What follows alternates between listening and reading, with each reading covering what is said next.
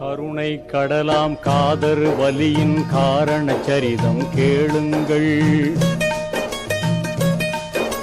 கருணை கடலாம் காதர் வலியின் காரண சரிதம் கேளுங்கள்.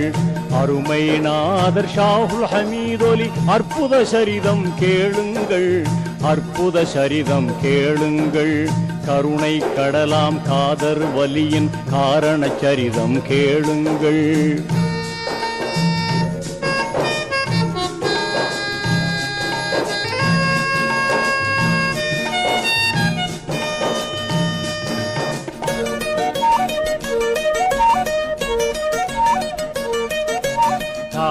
நபியின் 23ஆம் தலைமுறை வழியில் வந்தவராம்.